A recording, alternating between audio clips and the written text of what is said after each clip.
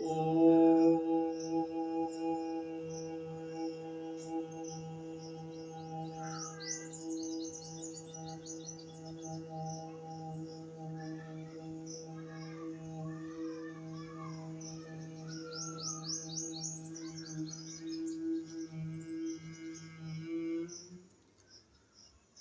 प्राण स्वरूप, दुख नाशक, सुख स्वरूप, श्रेष्ठ, तेजस्वी, पाप नाशक, देव स्वरूप परमात्मा को हम अपनी अंतरात्मा में धारण कर रहे हैं।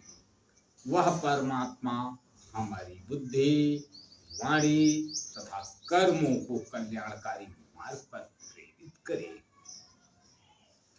परम पूजनीय गोस्वामी तुलसीदास द्वारा रचित श्री रामचरितमानस महाकाव्य का ये 67वां भाग आप लोगों के समक्ष प्रस्तुत कर रहा हूं। आप लोग इसका श्रवण करें।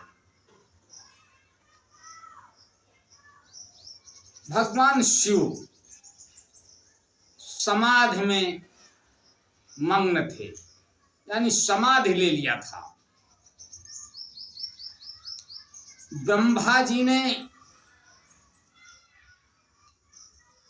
कामदेव को भेजा कि इनकी समाधि भंग करो, नहीं तो ये समाधि में ही रहेंगे और पार्वती का विवाह इनके साथ कैसे होगा।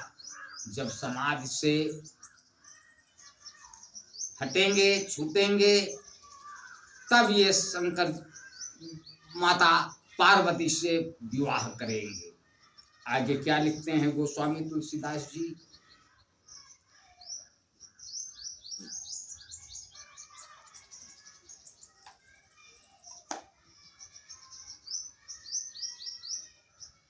सूरन कही निज विपत्ति सब, सुनि मन कीन विचार।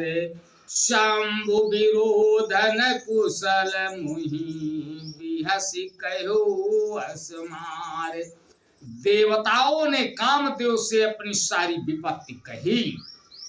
सुनकर कामदेव ने मन में विचार किया और हंसकर देवताओं से यूं कहा कि शिव जी के साथ विरोध करने में मेरी कुशल नहीं है।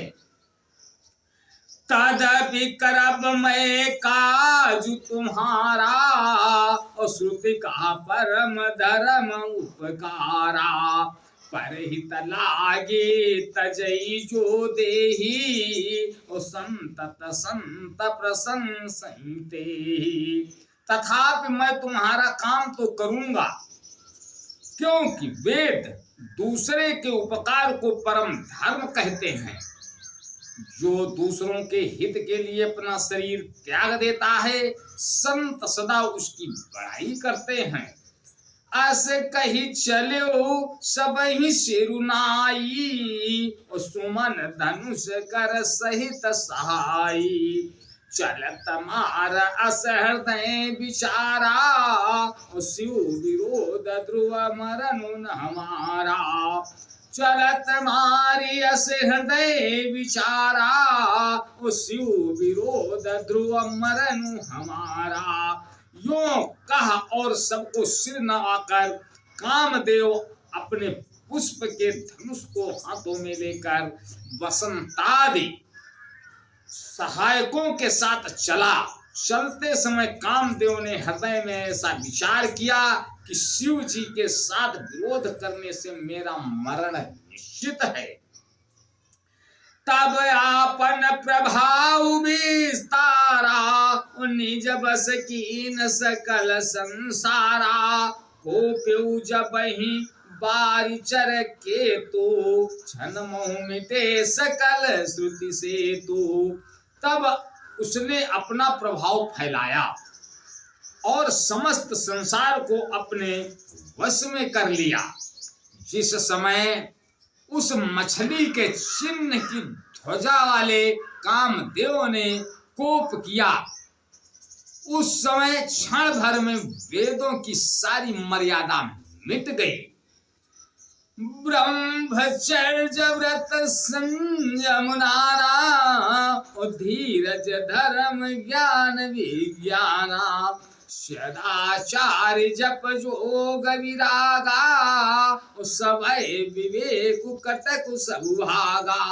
ब्रह्मचर्य नियम, नाना प्रकार के संयम, धीरज, धर्म, ज्ञान, विज्ञान, सदाचार, जप, योग, वैराग्य आदि विवेक की सारी सेना डरकर भाग गई।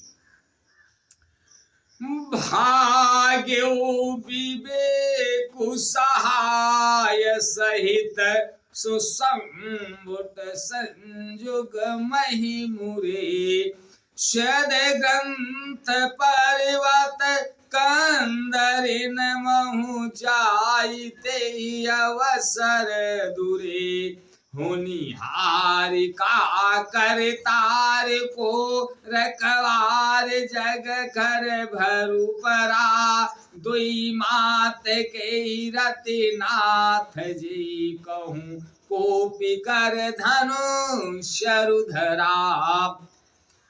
विवेक अपने सहायकों सहित भाग गया। उसको योद्धा रणभूमि से पीठ दिखा गए। उस समय वे सब सद ग्रंथ रूपी पर्वत की कंदराओं में जा छुपे, अर्थात ज्ञान, वैराग्य, संयम, नियम, सदाचार आदि ग्रंथों में ही लिखे रह गए। उनका आचरण छूट गया। सारे जगत में खलबली मच गई और सब कहने लगे, हे विधाता, अब क्या होने वाला है? हमारी रक्षा कौन करेगा?